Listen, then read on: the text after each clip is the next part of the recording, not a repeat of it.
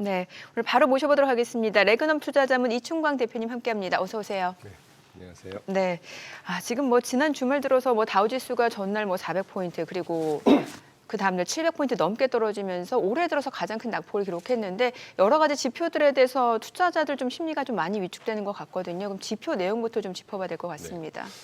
워낙 많이 예. 지역 연준의 뭐 제조업 지표라든가 이런 것들이 많이 나왔죠. 네, 그런데 제가 지난번에도 말씀을 드렸지만 데이터가 이제 소프트 데이터가 있고 하드 데이터가 있다고 그렇죠. 할 때 연초에 이렇게 연초 월초에는 이 소프트 데이터들이 이렇게 덜어 발표가 됩니다. 그리고 이따 보여드리겠지만 매년 연말 연초에 이런 소프트 데이터, 그러니까 공교롭게 이 소프트 데이터들 이런 소비 예상 지표라든가 뭐 물가 예상 지표라든가 이런 것들이 항상 뭐 급락까지는 아니지만 살짝 하락했다가 또 올라가고 하는 걸 매번 반복을 합니다. 말씀이 나온 김에 제가 좀 보여드리고 싶은데 네. 어떤 내용일까요? 죄송합니다. 예, 예, 이게 좀 그래프가 저기 뒤에 있어가지고요. 네, 네, 그냥 예. 말로만 설명을 드리죠. 네, 그 지난주에 FMC 회의록이 나왔었잖아요. 예를 예. 들면 그 회의록에서 굉장히 중요한 내용이 있습니다. 제일 마지막 밑단에 그 제롬 파월이 이런 말을 분명히 했죠. 네, 그 연초 계절 효과는 무시할 수가 없고 그래서 데이터 해석하기가 굉장히 어렵다라는 네. 얘기를 반복을 하고 있단 말이죠. 그러니까 실질 데이터를 미국에서 가장 중요한 권위 있는 이 FMC에서도 연초 데이터가 이 계절성이 있다는 걸 인정을 하고 있는 겁니다. 그리고 그 뭐 PMI 제조업 지표도 발표됐고 아까 연구부 말씀드리지만 지역 연은의 제조업 지표들이 워낙에 변동성이 굉장히 커요. 뭐 마이너스 한 17 갔다가 42 갔다가 막 이런 식이거든요. 네. 그래서 연초에 지금 시장이 빠지는 거는 저는 이런 말씀을 좀 뚝심 있게 드리고 싶어요. 저가 매수의 기회로 삼으면 될 것 같다라는 말씀을 드리고 그래요. 지금 페이지에 제가 이 분명히 그 질문을 주실 것 같아서 네네. 2024년부터 지난 토요일까지죠. 금요일까지 2월 21일까지 주가 지수를 한번 쭉 그려봤거든요. 지금 4페이지를 띄워드리고 있는데 지금 제가 빨간 동그라미 이렇게 또 그려놓은 부분을 보시면 이게 매 연초에 가장 왼쪽 그 4분면에 4월 전 1, 2, 3월 달에 이 빨강색이라든가 이 뭐 군청색 이렇게 보면 특히 빨강색 같은 경우 보면은 2023년에도 그때 줄 잡아서 거의 한 10% 이상이 빠졌습니다. 연초에. 네. 예. 2월 말 3월까지 해가지고 물론 그때는 그 실리콘밸리 은행 등 뭐 지방은행 위기가 있었지만 네네. 그것뿐만이 아니고 개인 세금 납부 기간이 3월 달부터 시작을 해요. 그리고 또 앵커님 잘 기억해 보시면 9월 달 정도에도 항상 빠지잖아요. 예, 예. 작년도 7, 8 또는 9월 달 이렇게 쑥 빠졌단 말이죠. 그때 또 9월 달에 그 은행의 법인세 납부 기간이 겹칩니다. 이거 외에도 여러 가지 이슈가 좀 겹치기 때문에 우리가 보통 시즈널리티 계절적이라고 할 때는 뭐 세금 납부 문제도 있을 것이고 네. 뭐 이상 기온도 있을 것이고 이런 예. 문제가 있단 말이죠. 예. 그래서 너무 그 기조 자체가 또는 막 경제 또는 주식시장이 속된 표현으로 박살날 것 같다는 이런 뉴스 또는 코멘트들에 너무 휘둘리실 필요는 없다라는 말씀을 연거푸 드리고 싶습니다. 저희는 뚝심 있게 그렇게 가져가려고 합니다. 그러니까 좀 과거를 이제 되짚어 보면 항상 연초에 좀 계절적인 요인으로 이런 경제 지표들 자체가 네. 좀 변동성이 컸다. 네네. 그래서 이번에도 그 정도로 이해를 하면 된다. 저희는 그렇게 보고 있습니다. 지금. 예. 근데 그럼에도 불구하고 그 이전에 소매 판매가 일단 급감을 했고 지금 이제 소비자 심리지수 미시건대에서 발표한 소비자 심리지수 자체가 굉장히 좀 안 좋다라는 측면에서 이게 트럼프의 관세 정책과 맞물려서 뭐 일부 영향은 그럴 수 있겠죠. 있지 않겠냐라는. 네네.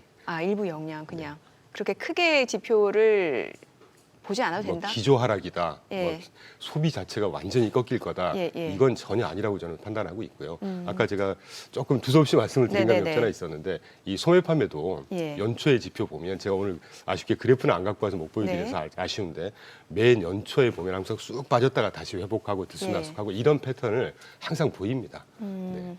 적어도 2023년부터는 적어도 그랬었거든요. 예. 왜냐하면 2022년도에는 뭐 FMC가 아주 인플레이션 잡자고 해서 금리를 공격적으로 아주 대놓고 올릴 때니까 뭐 지표를 같이 비교하는 건 의미가 없다고 하더라도 매년 그런 패턴이 항상 반복을 합니다. 근데 이제 제조업하고 서비스업 미국 같은 경우는 그동안 사실 서비스업은 굉장히 그래도 좋았어요. 계속 50 이상 그러니까 확장 국면이었죠. 뭐 네. 제조업은 조금 위축 국면이긴 했습니다만 그러다 보니까 트럼프 대통령이 국내 제조업을 부양시키기 위해서 뭐 온쇼어링을 계속해서 강조한 상황인데 이제 투자자들이 주목하는 부분은 서비스업이 위축됐다라는 거예요. 네. 이게 조금 좀 타격감이 있지 않을까요? 뭐 전혀 그렇지 않다고 말씀을 그래요? 못 드리죠. 예. 그런데 이 PMI 지표라는 게 네. 그때도 제가 강조드렸지만 대표적인 소프트 데이터란 말이죠. 네. 한 번 더 강조드리면 구매 관리자들한테 전화를 해서 전기 대비 좋아졌니 나빠졌니 똑같니 이거 가지고 스코어링을 해요. 네. 이게 실질 경제 패턴을 얼마나 잘 보여줄 거냐는 거죠. 그냥 단순한 심리 지표라는 맞습니다. 거예요. 예. 그러니까 아까 제가 살짝 말씀드린 대로 이 관세 영향에 대한 게 분명히 반영이 돼 있을 겁니다. 이 네. 관세가 되면 이게 위축되겠는데 안 좋아질 것 같아요. 그렇겠지만 소비자 심리 지수도 마찬가지인 거죠. 마찬가지라는 예. 거죠. 그러니까 제가 이 어려운 시장에 여러분께 막 호도를 하기 위해서 이런 말씀을 드리는 게 아니라 매년 저희도 실제 투자를 하고 있기 때문에 지금 네. 포지션 변경 아직 안 했거든요, 저희는. 그래요. 네네. 어. 그렇게 좀 뚝심 있게 바라보시면 될 것 같아요. 뭐 제가 정말 100% 확신할 수는 없지만 네. 한 3, 4월이 지나고 나면 다시 그 패턴을 찾아가더라고요, 항상.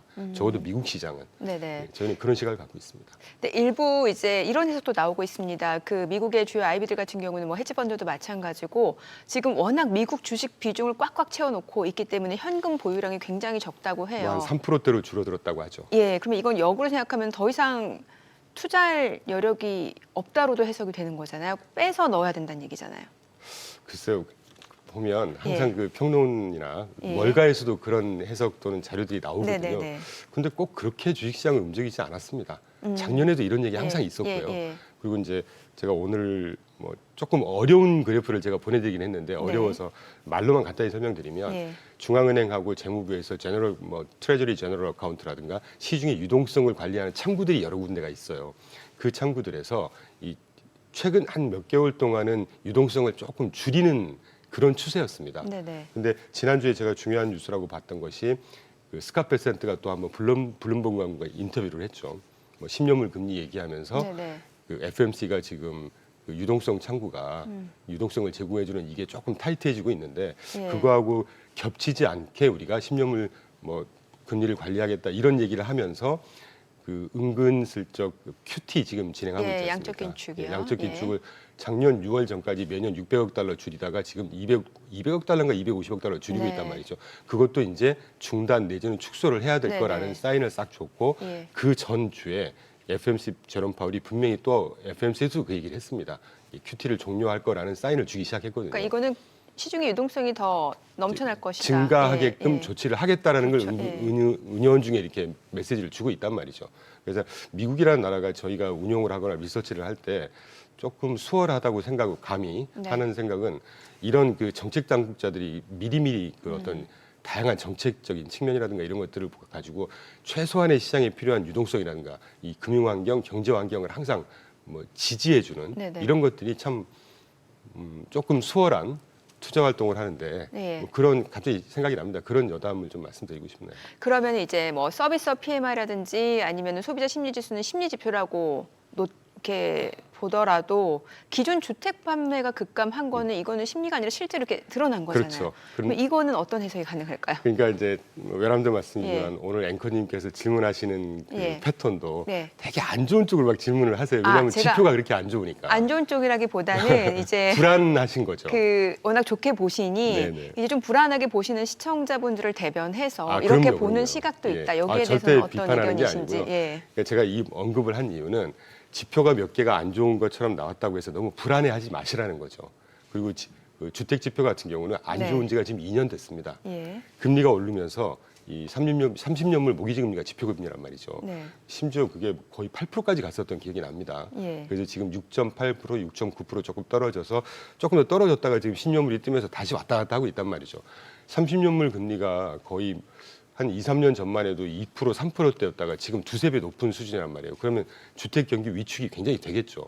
근데 적어도 주가하고 우리가 결부해서 얘기를 해보면 예. 주택 시장이 안 좋은 걸 가지고 주가로 대입을 해보잔 말이죠. 개연성이 떨어집니다. 아. 지난 2년 내내 코스피 S&P 좋을 때 네. 주택 시장 굉장히 이런 패턴이었어요. 예. 예, 그래서 그걸 가지고 주식시장과 연계해서 우리가 얘기한다는 거는 조금 개연성이 떨어진다. 이 정도 말씀을 드리고 싶네요. 그럼 대표님은 개인적으로 보시기에 그 미증시의 상승세가 언제쯤이면은 조금 주춤할 거다 이렇게 보세요. 왜냐면은 저희가 여기 이제 많은 분들을 모셔봤을 때 이제 미증시의 기대 수익률은 조금 낮춰야 된다라는 의견도 꽤 있어서 그 부분에 대해서 좀 여쭙고 싶습니다. 뭐 저희도 기대 수익률 낮춰야 된다고 예, 봅니다. 예. 지난 2년 동안 평균 23%, 24%씩 올랐잖아요. 네네. 뭐 저는 이제 뭐 설명을 길게 드리면 좀 그러니까 연 한 15%에서 한 20% 정도가 적정한 밴드라고 보는데 수익 기대 수익의 밴드라고 보는데 한 15%에서 20% 정도는 이제 좀 낮춰 잡고 있습니다. 저희도. 예. 그런데 지금 그래프 아까 살짝 띄워드린 4페이지 그래프를 한번 보시죠. 이게 보면 2023년도에 3월 말까지 막 흔들리다가 4월 한 중순 정도 되면서 쭉 회복을 하기 시작하고 했거든요. 그래서 타이밍을 뭐 신도 모르는 게 시장이라고 하니까 예, 언제부터 예. 끝날 거냐 이 조정이 그건 예. 잘 모르겠습니다. 그런데 3월 한 중후반 정도 되면 워스트 케이스 아주 최악으로 보더라도 3월 한 중후반 정도 되면 상승세가 다시 일어나지 않을까. 왜냐하면 1, 4분기 후반 정도 갈수록 모든 경제 활동이 정상화가 되거든요. 네네. 연초 효과가 이제 한 1, 2, 3월 달에 최장 한 3월 초반까지 영향을 미친다고 하면 그 시간이 지나고 나면 이제 항상 소비 패턴도 그렇고 기업 투자 패턴도 그렇고 그리고 정부 지출 자체도 이따 제가 보여드릴 텐데 정부 지출조차도 지금 아주 홀드돼 있습니다. 작년 연말부터 연초까지. 네네. 왜냐하면 정권 바뀌어 뭐 규정 바뀌어 뭐 이런 거 아니겠어요? 이제 그런 것들이 정상화가 되면서 주식시장이 매년 적어도 지난 2년 동안 패턴을 보시면 한 2, 4분기 정도 되니까 쑥 상승하는 패턴을 보이잖아요. 예. 뭐 기술적으로 그 정도 해석을 하고 있습니다. 지금. 그러면 미국 증시 말고 지금 좀 기대 수익률 높여갈 수 있는 뭐 자산별로 봤을 때 나라별로 봤을 때 어느 쪽이라고 보세요? 왜냐면은 뭐 최근에 보면은 글로벌 자금 자체가 중국이라든지 아니면 유럽 쪽 이렇게 좀 뭔가 가격 메리트가 부각되는 쪽으로 움직이는 흐름도 포착되고 있어서요. 제가 지난주에 중국은 투자하고 있지 않다고 예, 맞아요. 말씀드렸고 예. 펀더멘털리 부정적으로 보는 건 맞습니다만 네네. 중국이라는 나라 패턴이 잘 아시겠지만 한 몇 년 쉬었다가 한번 오를 때 또 폭발적인 상승을 그렇죠. 보였다가 또 예. 급락했다가 또 몇 년 예. 쉬고 이런 패턴이란 말이죠. 이게 이제 중국 시장이 상승한 지가 사실은 얼마 안 됐지 않습니까? 연초 들어서 지금 상승하고 네네. 있는데 이 패턴이 그래도 당분간은 가지 않을까요?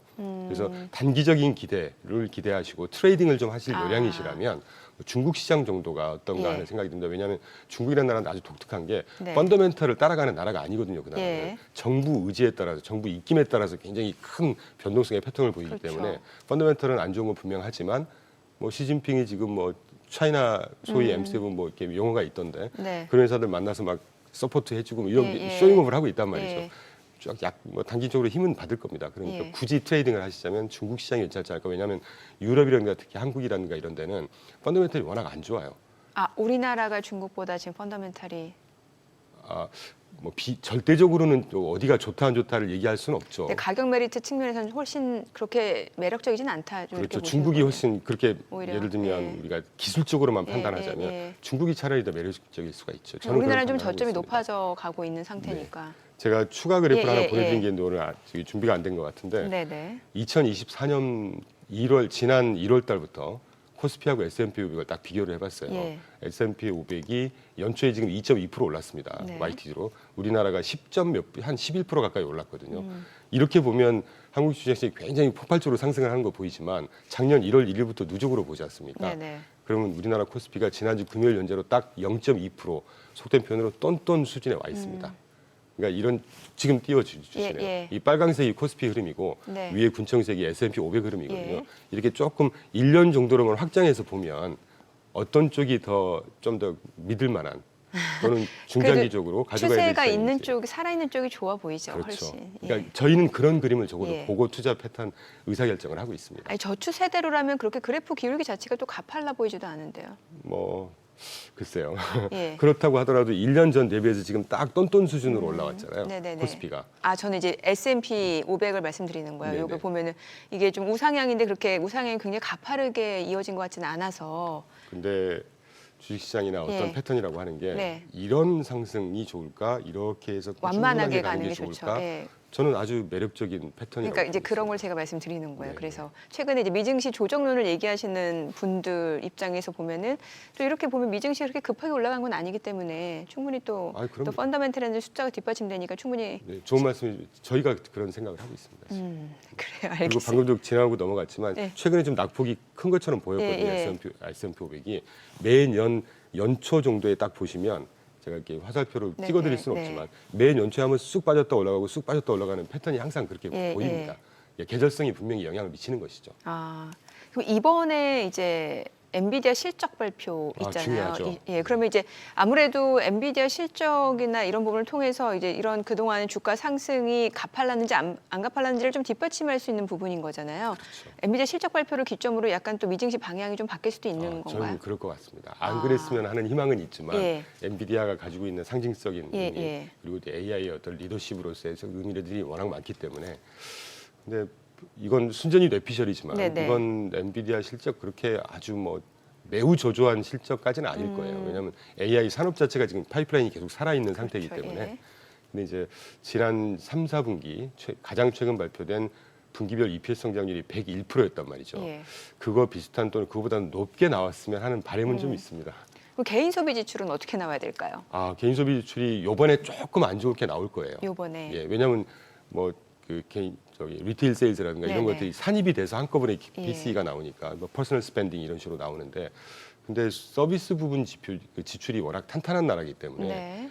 뭐 PMI 서비스 부분 PMI의 패턴이 좀 하락한 거에도 불구하고 생각해 보시죠. 저도 마찬가지입니다. 기본적으로 써야 되는 소비 그렇게 쉽게 네. 못 줄입니다. 예, 예, 우리가 그렇죠. 뭐 사치제라든가 뭐 예. 자동차라든가 예. 지난 개인 소매 판매 때도 자동차 부분이 안 좋았단 말이죠. 물가도 뛰었고 네. 자동차 매월 살 수 없거든요. 그렇죠. 예.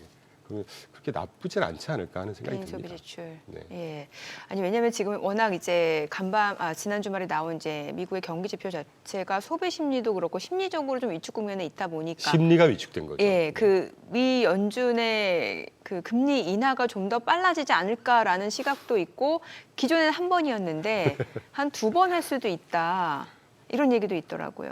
그러니까 그때도 우리 매번 이런 예. 언급을 하지만 연초부터 그냥 뭐 4번 할 거다, 2번 할 거다, 1번 할 거다, 오히려 계속 인상할 바뀌죠. 거다 하다 예, 예. 바뀌죠.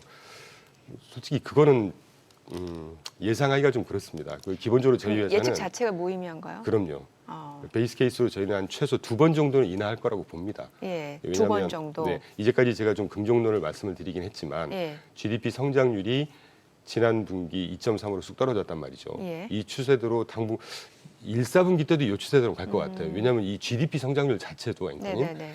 1, 4분기에 항상 저조합니다. 예, 예. 2024년도에도 1, 4분기 1.6% 나왔고 2, 4분기 3.3%, 3, 4분기 3.1%, 4, 4분기 2.3%예요. 그러니까 연초 연말이 항상 쑥 가다가 계절성의 영향을 받아요. GDP 네. 성장률 자체도 그렇습니다. 그렇기 때문에 한 1%대, 2%대 정도 저는 2%대만 나와도 굉장히 세다고 생각해요. 역사적인 미국의 GDP 성장률이 1.5%에서 1.8% 정도거든요. 그런데 추세에서는 조금 떨어진 거로 나오기 때문에 그렇다고 하면 물가라든가 이런 것들도 이제 GDP 성장률 자체가 수치가 떨어진다는 얘기는 네. 뭐 소비 패턴이라든가 물가 압력이라든가 이런 것들도 서서히 이렇게 슬로우다운 한다는 얘기죠. 예. 그러니까 물가 측면에서만 보면 이게 또 긍정적인 영향을 미치겠지만 물가 압력이 떨어진다는 얘기는 소비 활동이라든가 경제 활동이 조금 더 이렇게 바람이 빠진다는 이야기잖아요. 그러니까 그래서 경제라는 게 플러스 마이너스가 수백 수천 가지가 믹스가 돼서 굴러가는 거니까 네. 이제 거기서 우리가 어떤 거를 좀 더 중시하느냐는 이제 개인의 판단이라고 봐야 되겠죠. 알겠습니다. 자, 지금 시각 8시 50분 향해 갑니다. 오늘 양시장 예상 체결지수 좀 체크해 보도록 하겠습니다. 먼저 코스피부터 좀 보도록 할게요. 오늘 코스피가 0.69% 하락 예상되고요. 예상 체결지수 2636포인트, 코스닥도 0.6% 내림세가 예상됩니다. 예상 체결지수 769포인트입니다. 시가총액 상위 종목 예상 체결가 보겠습니다. 삼성전자가 1% 하락 예상됩니다. 지금 호가 57,600원이고요. SK하이닉스 2.8% 하락 예상됩니다. 예상 체결가 203,500원. 그리고 LG에너지솔루션 약보합 출발 예상되고요. 지금 호가는 378,000원. 삼성바이오로직스가 2% 하락 예상됩니다. 지금 호가 113만 원으로 집계되고 있고요. 현대차가 0.4% 하락 예상됩니다. 예상 체결가 20만 5천 원. 기아 0.7% 내림세 예상되고요. 호가는 93,900원으로 집계가 됩니다. 자, 그리고 삼성전자 우선주가 2% 하락이 예상되네요. 예상 체결가 48,000원, 셀트리온 보합 예상되고요. 기아가 0.7% 하락 예상되면서 호가는 93,900원으로 나타나고 있습니다. 네이버가 보합 출발 예상되고요.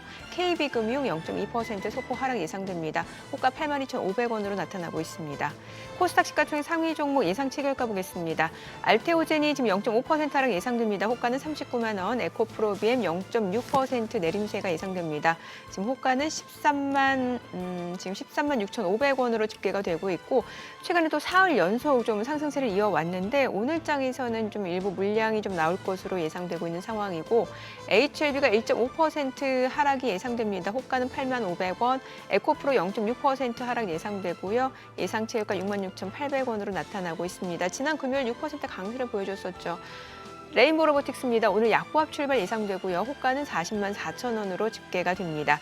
리가캠바이오도 오늘 내림세가 예상되고요. 호가 114,100원 선으로 나타나고 있고 삼천당작은 이 가운데 1.4% 상승이 예상됩니다. 0.4% 상승 예상되네요. 호가 187,700원으로 나타나고 있습니다. 클래시스 보합 예상되고요. 휴젤이 1% 하락 예상됩니다. 호가 305,000원. 리노공업도 1.5% 약세가 예상되고요. 예상 체결가는 224,000원으로 집계가 되고 있습니다. 지금 오늘 아무래도 국내 증시 이제 주말 뉴욕 증시 영향을 받아서 지금 호가로 봤을 때는 좀 하락 출발 예상이 되는데 글쎄요 최근에 꾸준하게 또 저점을 높여왔기 때문에 오늘장에서는 또 장중에 좀 매수세가 어느 정도 유입되는지 여부에 따라서 또 장중 좀 변동성이 커질 수 있지 않을까라는 생각이 듭니다. 자 이제 개장까지 한 7분여 가량 남았는데요. 워낙 대표님이 이제 미증시 중심으로 보니까 제가 이제 국내 증시에 대해서 여쭙기는 좀 애매한 것 같고 미증시에 대해서 좀 여쭤볼게요. 지금 저희가 앞서 이제 캐스터를 통해서도 짚어봤습니다만 장기 기대 인플레이션이 높아졌단 말이죠. 그러면 이제 미 연준 입장에서도 사실은 두 마리 토끼라는 게 그렇지 않습니까? 이 물가를 고심하지 않을 수밖에 없는데 이 기대 인플레이션이 높아진다라는 것 자체는 물가 높아질 걸 예상하면 사실 금리 인하가 쉽지 않을 수도 있는 거잖아요. 그렇죠. 그렇게만 보면 또 당연히 물가 압력이 높아지면 금리 못 내리죠. 네네. 근데 그 기대 지수지 않습니까? 이것도 예. 네. 근데 왜 유독 5년 기대 인플레이션이 그렇게 높아졌을까요? 단기하고 이제 1년하고 5년을 얘기를 하는데 응답자들이 그렇게 판단을 한다는 거거든요. 네네. 지금 물가가 이렇게 되니까 5년 동안 앞으로 좀 높아질 것 같아요. 이게 그러니까 지금 예를 들면 4%인데 응답에서 5%다라고 이렇게 예상을 하는 게 아니라 응답자들이 좀 높아질 것 같아요. 길게는 좀 긴 물가는 좀 더 높을 것 같은데요. 이런 답이 나오면 그걸 뭐라고 그러죠? 가중치를 줘서 자체적으로 스코어링을 합니다. 그러니까 이제 수치가 딱 올라왔다는 얘기는 근거가 정확하게 왜 이 수치가 예를 들면 5%가 나왔다라는 얘기를 할 수는 없지만 응답자들이 좀 물가가 높아질 거다는 이제 불안감이 있다는 얘기인데 영어로 말씀드리지만 지난 2년 내내 그런 식이었습니다. 그래요? 네네.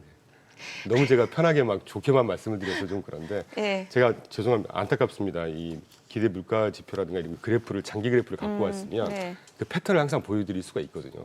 매번 패턴이 그렇습니다. 그러면 앞서 공개된 그 1월달 FOMC 의사록 이 내용도 크게 짚어볼 필요가 없을까요? 어떨까요? 매우 중요한 내용은 없었지만 지금 7페이지인데 띄워주시면 감사하겠습니다만 한 4가지 분리 포인트를 가져와 봤어요. 그 FOMC 스테이트먼트에서도 제가 글씨를 좀 써놨는데 CPI가 중요한 게 아니라 PCE가 중요하다고 얘기를 하고 있고 그리고 FOMC 자체가 안정적인 수준이 나올 걸로 예상을 하고 있다라고 분명히 언급을 해줬단 말이죠. 그리고 최근 기간 동안 인플레이션은 진전을 보이고 있다. 그 최근 연초의 그 상승에도 불구하고 그리고 이제 이 파란색으로 써놓은 이유가 제가 아까 잠깐 언급드렸던 중앙은행에서 시중 유동성을 계속 조정해주는 역할을 하고 있다는 얘기죠. 아주 사실 저희 같은 사람들한테 굉장히 중요한 내용이었습니다. 저 파란색이 은행 지급 준비가 변동성 가능성이 있기 때문에 양적 긴축을 일시적으로 중단을 하거나 감속이 적절할 수도 있다는 언급을 분명히 스테이트먼트에서 박아줬단 말이죠. 이 굉장히 중요한 내용입니다. 이게. 그리고 그 다음 페이지 이따가 보여드리겠지만 스캇 베센트가 바로 또 20일 날 나와서 거기하고 딱 부합한 QT가 좀 종료돼야 되고 곧 끝날 수도 있다는 언급을 해줬단 말이죠. 사실 이런 게 굉장히 중요한 거예요. 이게 하루하루 영향을 미치진 않지만 향후에 다음 달, 다다음 달, 다음 분기 영향을 실제로 이런 정책들이 영향을 미치거든요. 그리고 제일 마지막에 아까 언급드렸던 연초 계절 효과 때문에 물가 지표 해석이 굉장히 어렵다. 이거 의미 없다는 얘기를 하고 있는 겁니다. 시장에서 얘기를 하는 게 아니라 정책을 집행하는 가장 최고 기관인 FOMC에서 이 얘기를 하고 있는 거예요. 그래서 저도 이렇게 자신감 있게 말씀드릴 수가 있는 것이죠. 네. 말씀 주신 그 스캇 베센트 이제 최근에 인터뷰에서도 보니까 장기 국채 비용을 확대하는 건 시기상조라고 밝혔고 앞서 말씀 주신 대로 이제 양적 긴축을 중단해야 된다 이런 얘기도 말씀 주셨으니까 그러면 이게 실질적으로 또 국채 수익률에 어떤 영향을 미치는지도 좀 봐야 될 것 같아요. 당연히 국채 안정이 되겠죠. 수익률 최근에 많이 또 떨어지기도 했잖아요. 그럼요. 근데 이제 그렇다고 또 이게 3%대 보일까? 이런 성급한 판단을 좀 시기상조라는 얘기죠. 물가도 영향을 미칠 것이고 기본적으로 살아있는 GDP 성장률이라든가 투자 활동이 올해 또 굉장히 공격적으로 많이 진행이 될 겁니다. 그리고 말씀이 나온 김에 지금 10페이지 띄워놓은 게 조금 영어라서 좀 뭐 이렇게 어색하실 수도 있겠지만 그냥 그래프만 패턴을 예. 보시면 아까 제가 연초 연말에 정부 지출도 조금 홀딩을 한다고 했잖아요. 네. 저도 그렇게 막연하게 생각을 하죠. 그런데 실제 이 그래프를 이게 그 재무부에서 매일매일 재무부 어카운트에서 돈을 얼마나 정부 지출하고 있는지를 합산을 해낸 그래프입니다. 이게 이 빨강색, 그러니까 파랑색이 작년에 정부 지출의 패턴이고요. 네.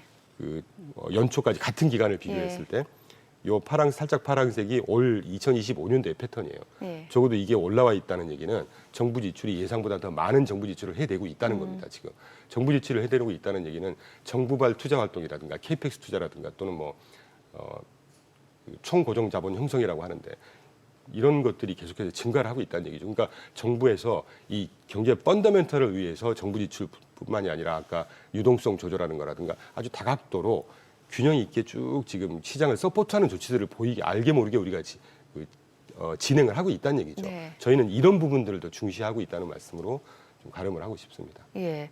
그리고 또 중국 부총리와 화상 통화했잖아요, 스카 네, 프레젠트. 네. 여기서 어떤 내용이 오갔나요? 사실은 제가 네. 어제 행사가 있어서 지방 예. 갔다 오느라고 뉴스를 업데이트를 못했는데, 네.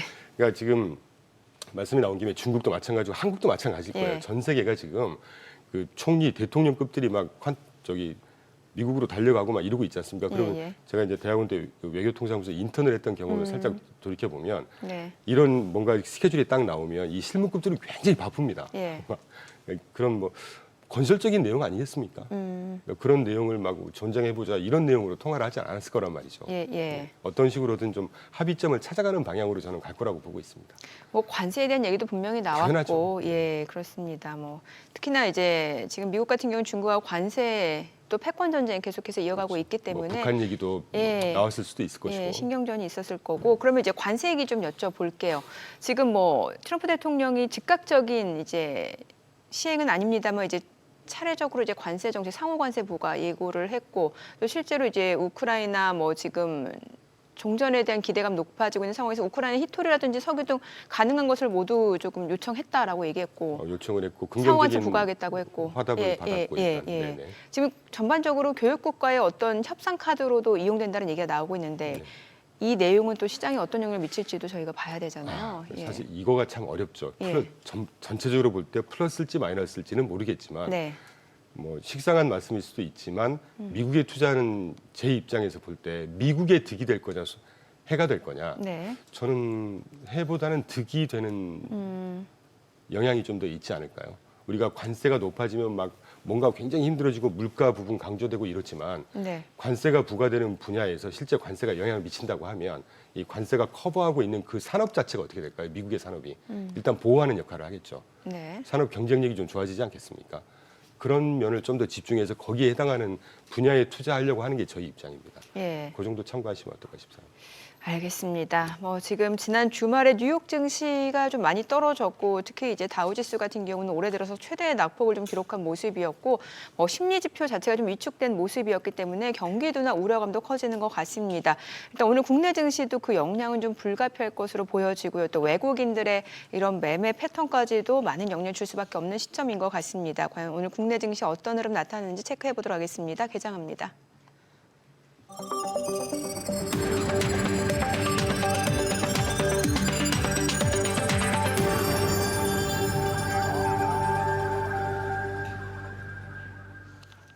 네, 2월 24일 월요일 국내 증시 개장했습니다. 뭐 지금 소비자 심리 지수도 좀 많이 떨어진 상황이고 여기에다가 S&P 글로벌 서비스 PMI가 좀 위축 국면으로 나타나면서 투자 심리가 위축된 것 같습니다. 주요 종목들에서 이제 물량들이 좀 많이 나오면서 미증시 급락을 이끄는 양상이었는데 글쎄요, 뭐 지금 저가 매수 기회 조정의 기회다라는 시각도 굉장히 많은 것 같고 다만 국내 증시 같은 경우는 일단은 뭐 이번 주 또 금토일까지 예정되어 있고 미국에서는 엔비디아 실적 발표 그리고 PC 발표까지 앞두고 있는 상황에서 개인 투자자들의 관망 심리가 좀 높아질 수 있는 구간이 아닐까라는 생각이 듭니다. 오늘 양시장 출발 지수 보겠습니다. 코스피 코스닥 하락 출발입니다. 코스피가 0.7% 떨어지면서 2,635포인트, 코스닥도 1% 내림세입니다. 766포인트입니다. 양시장 하락 출발이고요.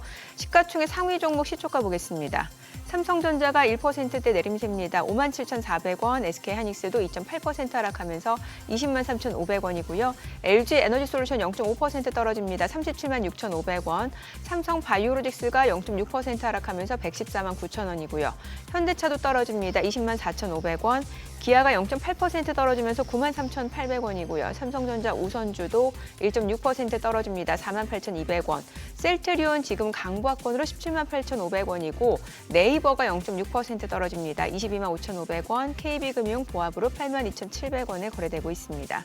코스닥 시가총액 상위 종목 시초가도 보겠습니다.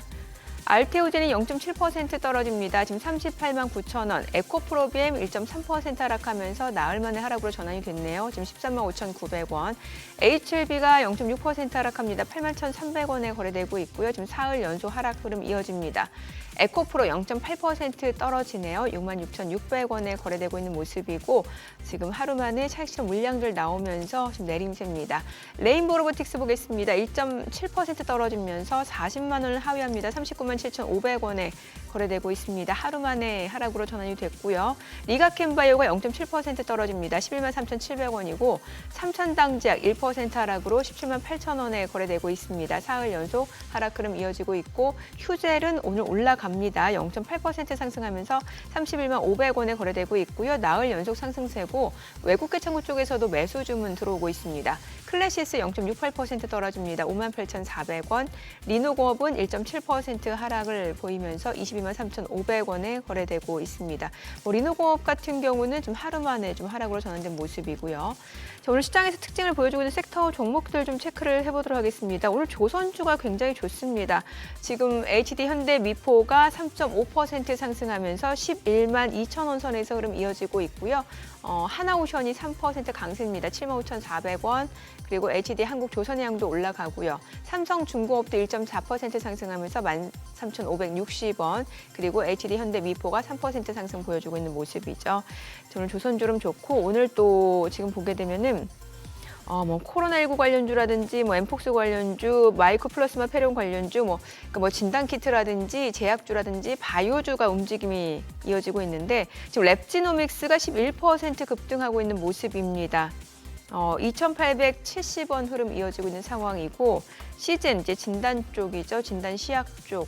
지금 시젠 같은 경우 지금 진원생명과학도 15% 급등하네요. 그리고 메가이CS도 12% 두 자릿수 상승률 보여주면서 2,260원에 거래되고 있고요. 지금 시젠이 10% 급등합니다. 26,000원을 넘어서고 있는 모습이고 휴마시스 진단 키트 쪽이죠. 휴마시스도 지금 10% 급등합니다. 1,817원에 움직임 이어지고 있는 상황이고 엑세스바이오가 7% 강세입니다. 5,770원. 원숭이 두창 그리고 엠폭스 관련주라고 보시면 될 것 같아요. 지금 수젠텍도 17% 급등합니다. 6,810원 선 움직임 이어지고 있고 진매트릭스가 7% 상승 2,745원. 오상헬스케어도 5% 상승 중이고 엑세스바이오 보셨죠? 자, 녹십자 MS도 5% 상승하고요. 세니젠 그리고 캐스피온도 4% 8% 강세고 미코바이오메드도 4% 상승 보여주고 있습니다. 자, 오늘 진단키트, 엠폭스, 원숭이 두창 관련주들 흐름 좀 강세 흐름 보여주고 있고 또 해운주들도 흐름 좋습니다. 흥하해운이 6% 상승합니다. 1,904원에 거래되고 있는 모습이고요. HBM도 5% 상승합니다. 19,630원 흐름 이어집니다. STX 그린로지스도 2% 상승 9,400원이고 KSS해운도 2% 상승 보여주고 있습니다. 지금 오늘 해운주들 흐름 좋죠. 자, 그리고 오늘 글쎄요, 조선주 보셨고, 이런 엠폭스 보셨고, 백신 진단 쪽 보셨고, 요 정도 보시면 될 것 같아요. 헬스케어, 백신 진단, 이런 쪽. 자, 수급 상황 좀 체크해 보겠습니다. 오늘 유가증권 시장에서는 지금 개인 투자자가 129억 원 순매수고 외국인과 기관은 각각 31억 원, 96억 원 매도 우위입니다. 코스닥에서도 개인 투자자 홀로 순매수입니다. 289억 원 매수 우위, 외국인과 기관은 각각 36억 원, 198억 원 매도 우위를 나타내고 있고요. 이 가운데 오늘 외국인 선물에서 좀 순매수 보여줍니다. 1,245개야 순매수를 보여주고 있는 상황입니다. 환율 체크해 보도록 하겠습니다. 달러원 환율입니다. 정규장 마감 대비로 2원 70전 상승한 1,437원에 개장이 됐습니다. 대표님 환율 좀 여쭤볼게요. 지금 달러 인덱스 자체는 그래도 그렇게 강한 그러니까 전반적으로 저점이 높아지고는 있습니다만 그렇다고 아주 탄력적으로 강하게 올라가진 않고 있는 상황이거든요. 네. 최악의 상황은 좀 지났다 예. 이 정도 판단이 됩니다. 예, 어느 정도로 보세요, 달러 인덱스는? 저희는 사실 어렵죠. 달러와 예, 유가가 예. 맞추기가 참 어려운 그렇죠. 지표인데 저희는 참고로 말씀드리면 지난해까지만 해도 1,300원에서 한 1,350원 봤거든요. 예, 1,350원에서 한 1,400원 정도를 좀 높여놓은 상태인데 예, 그걸 또 한 번 높였어요. 저희 자체적으로 그냥 예. 뭐 1,400원에서 한 1,450원 정도 달러 봤는데 환율을 예, 당분간은 그 밴드가 유지를 할 생각입니다. 예, 왜냐하면 기본적으로 미국과 한국의 이 금리 차가 정책금리 4.5%, 네. 우리나라 3%지 않습니까? 예, 예. 1.5%포인트 차이가 납니다. 예. 원래는 한국의 금리가 좀 높아야죠. 예. 성장 속도가 그나마 빠른 나라니까. 그런데 이게 역전해서 그것도 1.5% 차이가 있다는 얘기니까 네, 그 기본적인 갭을 이제까지 한 2, 3년 동안 계속 반영을 해오고 있는 거예요. 그렇기 때문에 2년 전, 3년 전만 해도 1,200원 예. 초반이었던 게 지금 1,300원대 갔다가 쭉 움직이다가 지금 1,400원 고착화되는 그런 그렇죠. 모습인데 예. 1,400원 초반까지는 한번 보이지 않을까 하는 생각이 듭니다. 예, 예, 관세라든가 이런 것들이 조금 그래도 이제 실타래가 풀어가는 방향으로 나올 거라고 저는 기대를 하고 있는데 네. 이제 이렇게 되면 한국도 이제 좀 활짝 놀랬던 이 텐션이 조금 가라앉겠죠. 그럼 환율도 지금 1,430원이니까 1,410원 뭐 맞출 수는 없습니다만 네네. 1,400원 조금 여기서의 조금 더 초반까지는 한번 보지 않을까 하는 생각이 들어요. 네, 그럼 이제 투자자 입장에서는 해외 투자하는 분들 입장에서는 이제 적어도 환율 기준만 보면 예. 1,400원 초반이면 투자를 해도 되는 아. 타이밍이 아닐까 하는 생각은 저희끼리는 하고 있죠. 아, 환율만 놓고 봤을 때는 네네. 예. 금 가격도 좀 여쭤볼게요. 최근에 금 가격 강세 지금 뭐 미국의 그 포토녹스에 실제로 금이 있는지 없는지 확인해야 된다 뭐 이런 얘기도 많이 나오고 있는데 지금 이제 트럼프가 일론 머스크와 포토녹스를 곧 방문하겠다 이런 얘기까지 나왔습니다. 금 가격 강세는 어떤 배경이라고 보시는 건가요? 금 가격이 강세된 예. 건 사실 잘 아시겠지만 2, 3년 됐죠. 예. 2020년 팬데믹 이후 2022년 뭐 그때쯤이었던 것 같아요. 저도 뭐 개인 갖고 있다가 이제 사업하느라고 이거를 이제 현금화를 시켰는데 최근에 뭐 인도 사람들이 워낙 금을 좋아하니까 사고 네네. 중국 사람들과 인도 사람들이 금 좋아하는 거는 다 원래 항상 좋아했습니다. 그렇죠. 예. 근데 이게 이제 패권하고 좀 연구돼 있다고 저는 보는데 이 미국과 또는 미국 대 러시아, 중국 뭐 예. 이런 식으로 볼 때 구도를 볼 때 제가 파악하기로 한 3년 정도 전부터 이 금 가격이 강세되는 그 시기부터 네. 이 중국하고 러시아의 중앙은행이 네. 금을 굉장히 많이 뭐 중앙은행한테 사재기했다고 표현하면 조금 예. 그런 표현인 것 같지만 중앙은행에서 금을 굉장히 많이 사고 있습니다. 아, 그렇죠. 개인의 수요가 막 폭발적으로 더 증가하고 뭐 이것도 있었겠지만 근데 예. 그거는 큰 영향은 뭐 못 미칠 거라고 생각을 하는데 중앙은행이 네. 굉장히 많이 사고 있고 대신 달러 자산을 뭐 달러 채권이라든가 중국 같으면 달러 채권을 계속 팔고 있잖아요. 네네. 그 대신 금을 사고 또는 여담이지만 달러와 자산 뭐 국채를 파는 대신 뮤니시퍼ಲ್ 본드를 산다든가 미국 거 뭐 이런 식의 그런 조치의 일환이라고 보고 있어요. 그렇기 때문에 금이 굉장히 세다는 거고 최근에 금이 센 거는 조금 설명하기 힘듭니다. 사실 네. 금이라는 거는 해지 수요 다시 말하면 플라이트 퀄리티에 대한 뭐 그런 측면이 있을 것이고 말 그대로 수급의 측면이 있을 거잖아요. 근데 수급의 측면은 이제 중앙은행에서 많이 사고 있다는 말씀을 드렸고 이 플라이트 퀄리티라고 하는 게 전쟁이 터진다거나 굉장히 큰 어떤 천재지변, 재난이 있을 때 금을 찾는 거란 말이죠. 적어도 이제까지는 그런 일은 없었거든요. 예. 이제 결국은 중앙은행이 이 달러와 자산에 대응하기 위한 어떤 움직임으로 이제 금을 산 게 아닌가 하는 생각이 들고 아까 말씀해 주신 포토녹스에 금이 있을지 예. 있을지 없을지 예. 그러니까 제가 여담인데 네. 그 지난주만 해도 뭐 부가세도 막 낮춰라 이런 막 그렇죠. 얘기하잖아요. 예, 그러니까 트럼프가 중요한 인물이면 맞죠. 예. 근데 그분이 이렇게 막 던질 때는 생각나는 때 그냥 툭툭 던지는 거란 말이죠. 전략적으로도 던지겠지만 네, 네. 그분 말 한마디에 우리 너무 이렇게 일이 막 휘둘리면 안 될 거라고 생각해요. 그만큼 트럼프가 영향력이 세다는 거잖아요. 또 그럼요. 예. 근데 제가 믿고 있는 제가 적어도 공부를 할 때 공부를 했던 미국의 시스템은 네. 대통령이 아무리 카리스마가 있고 영향력이 크다고 해도 어떤 정책이라든가 시장에 미치는 이런 것들이 대통령 한 사람이 하라고 하는데 그렇게 되지 않습니다. 아, 입법도 해줘야 되고 그렇죠. 예. 그리고 실제 아시는지 모르겠지만 이 백악관 뒤에 가면 K-스트리트라는 곳이 있어요. 예. 전 세계 싱크탱크가 한 13,000개 있다고 그럽니다. 그중에 5,700개가 미국에 모여 있고요.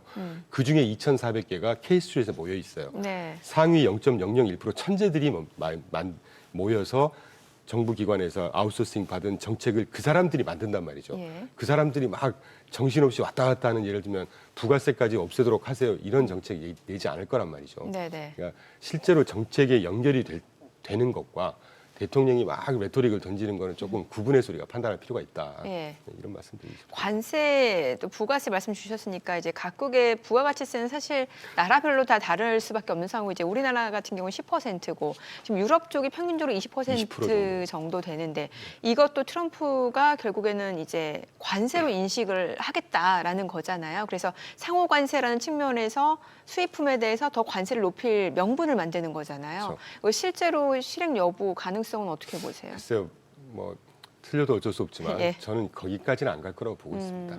거기까지는 안 갈 그리고 거다. 상호관세, 보편관세. 예. 원래는 우리가 보편관세를 얘기했었어요 작년에도. 그러니까 좀 긴 흐름을 쭉 보면 대통령 선거할 때 그 뭐 오버 더 크로스 테리비인가 하여튼 보편관세를 얘기했다가 이게 점점 지금 네. 상호관세로 바뀌고 있죠. 예. 상호관세 수준에서 거기서 또 하나의 조치로 부가세를 막 던지고 있고. 네. 저는 좀 막 던졌다는 느낌을 갖고 있는데 이 경제라고 하는 게 아무리 이 탈글로버가 되더라도 예. 서로 수입하고 수출하고 이런 효과가 있는 것인데 그걸 완전히 단절시키는 정도까지 간다?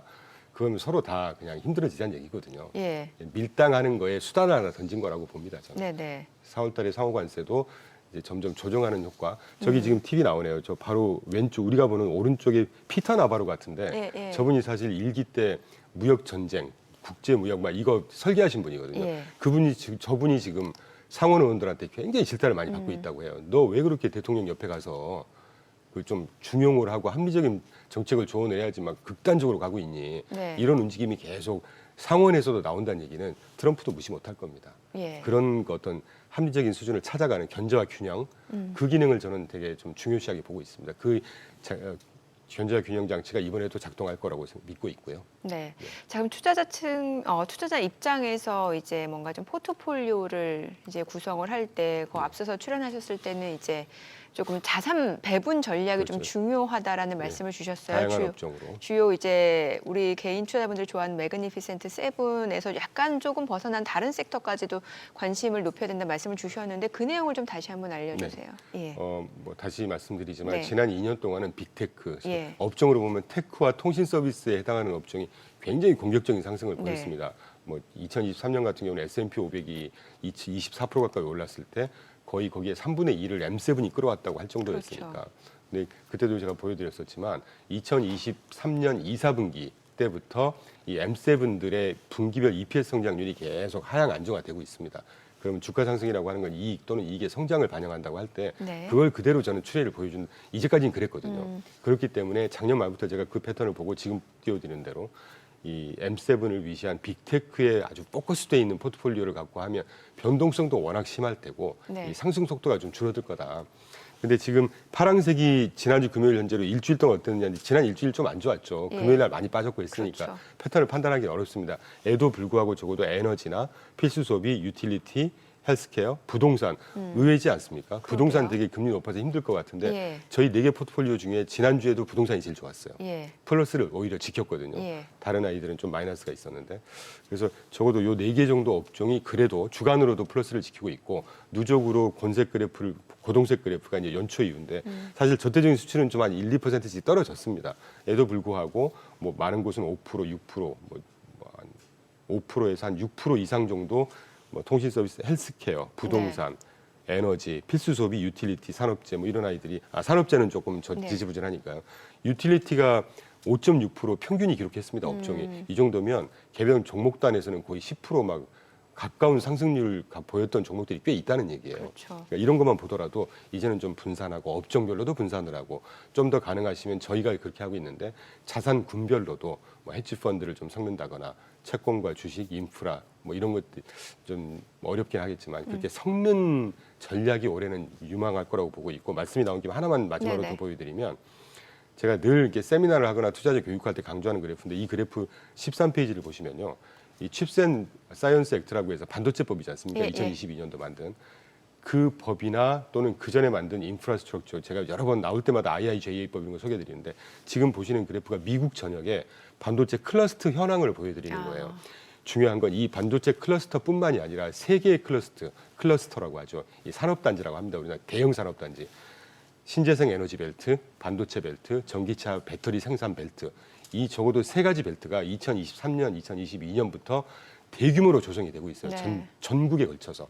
이러니까 실업률이 올라갈 수가 없다는 거. 그러면 이 산업 활동이라든가 기업 단의 활동이 얼마나 좋아지겠습니까? 예. 그러면 이런 부분들이 가장 수혜를 받는 부분이 유틸리티, 인프라, 산업재 이런 거 아니겠어요? 그렇죠. 예를 들면 예. 이제 저희는 그래서 일찌감치 여기에 맞는 포트폴리오를 조금 더 구성을 해놓은 상태죠. 알겠습니다. 오늘 내용 잘 들었습니다. 고맙습니다. 감사합니다. 네, 오늘 들으신 내용과 관련해서 더 다양한 정보 원하시는 분들은 카카오톡 채널에서 머니랩 검색하셔서 친구 추가하시기 바랍니다.